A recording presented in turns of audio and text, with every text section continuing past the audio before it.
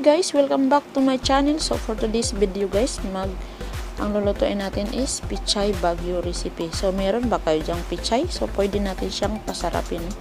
Gawin natin special. So ikakat lang natin siya ng maliliit guys. So careful sa pagkakat, no? Baka tayo pati mahiwa ang ating mga daliri. So ikakat natin siya ng maliliit lang.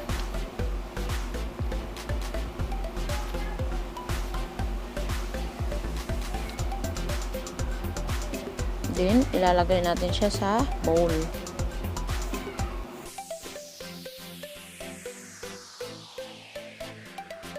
Lalagyan natin siya ng salt.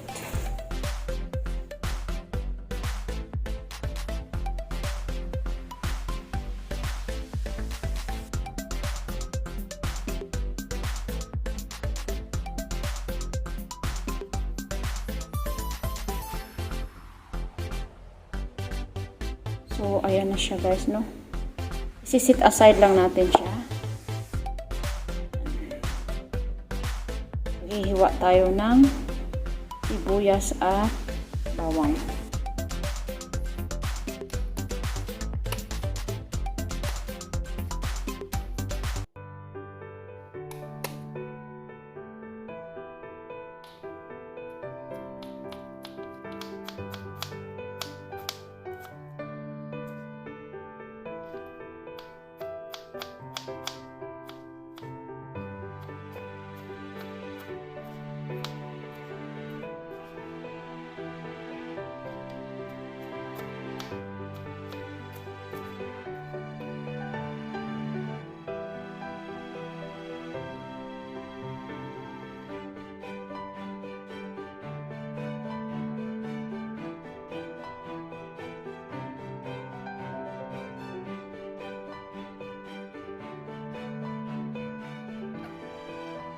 So, okay na yung ating onion and garlic guys. Yung ating spring onion.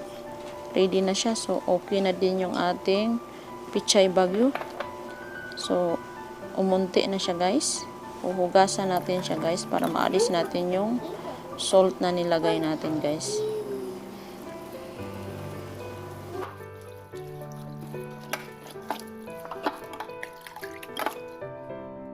So, ayan na siya guys. Lalagay na natin itong ating piniling.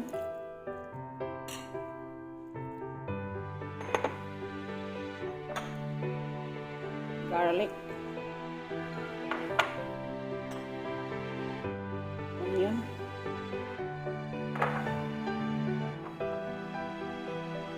Butter. Ating spring onion.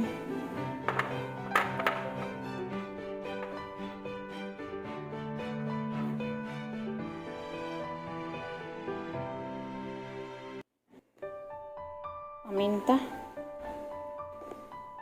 Sugar. Yung ating all-purpose flour. Mix it together.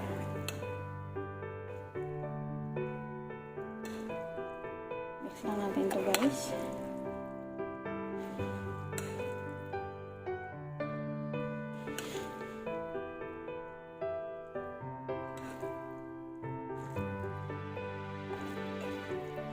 Lalagyan natin siya ng konting Magic Sarap guys. Ayan.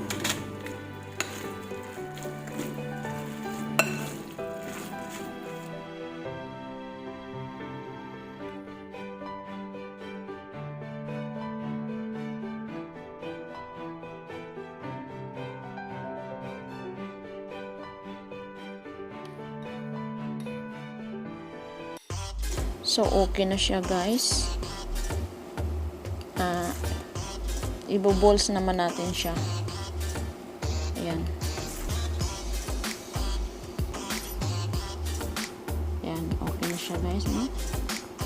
I-pa-fry na natin siya. Naka-ready na yung ating kawali.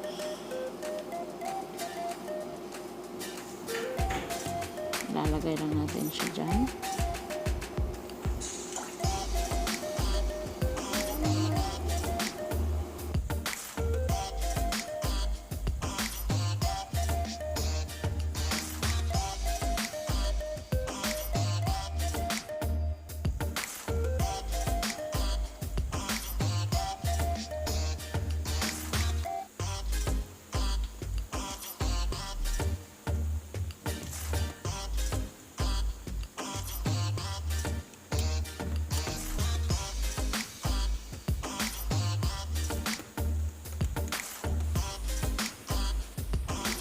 So, babalik ta rin natin siya, guys.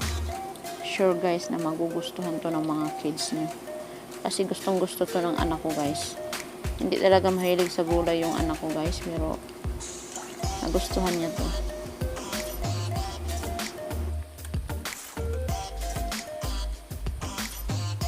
So, ayan na, guys, no? So, ito, meron talagang mga bagay na pilit na kumakawala, no? So, kahit anong pilit mong kapit, char! So, ayan, guys, oh, kumakawala talaga siya, no? Hayain na natin yung mga bagay-bagay na ganyan. Okay na, guys, yung ating first batch. Diba, luto na. Ang sarap niya, guys. Tatakam na ba kayo, guys?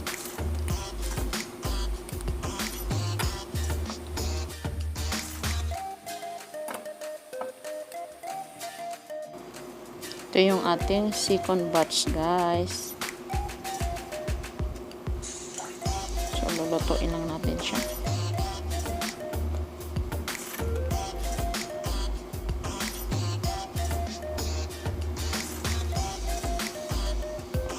So, ayan na, guys. Okay na siya, no? Luto na siya, guys. So, ang gagawin naman natin ngayon is gagawa tayo ng sauce. So, yan na yung ating onion and chili, hot chili. Yan yung ating garlic powder. Sugar.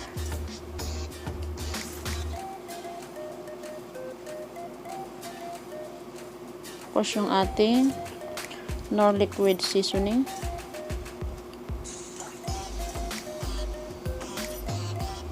Yan yung ating soy sauce, guys. So, mag-a-add tayo ng black pepper.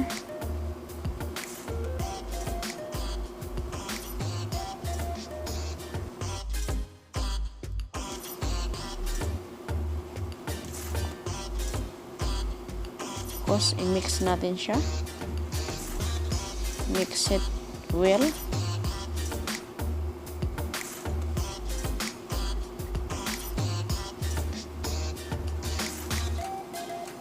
Para sa ating pampalapot, guys, maglalagay tayo ng 2 tablespoon of corn starch.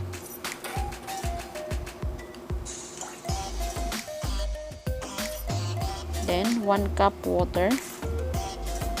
So, tansyahin lang natin, guys. Kung masyadong malapot, mag-a-add tayo ng water. Okay na yun siya, guys. I-mix lang natin. Then, ilalagay natin siya sa ating kaserola. I-mix lang natin siya ng i-mix, guys. Kasi, kapag hindi natin siya i-mix ng i-mix, didikit siya sa ating kaserola. So, nag-add ako ng vinegar.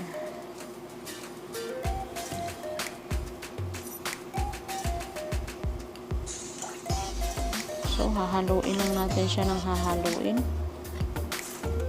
hanggang maluto yung ating corn starch.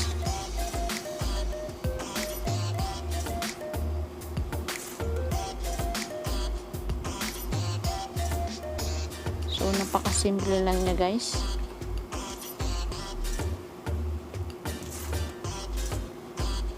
Pwede niyong lutuin sa inyong mga kids. Alam niyo naman, guys, ang mga kabataan ngayon, hindi talaga kumakain ng gulay. Although hindi naman lahat, meron naman talagang mga batang kumakain din ng gulay. So, imimix lang natin siya ng imimix.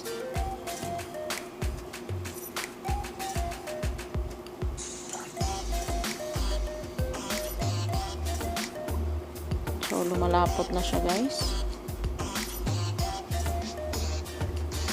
If sobrang lapot niya, mag-a-add tayo ng water. Then, imimix natin siya ulit hanggang sa makuha natin ang gusto nating lapot, guys.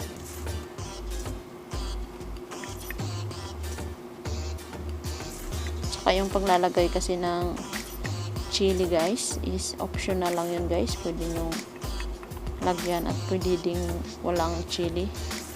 So, for me okay na siya.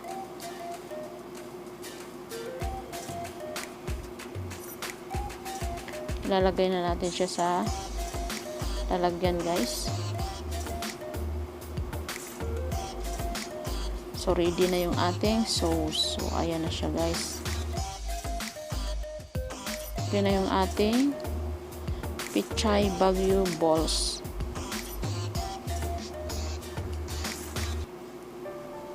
So, napakadali lang niyang gawin guys.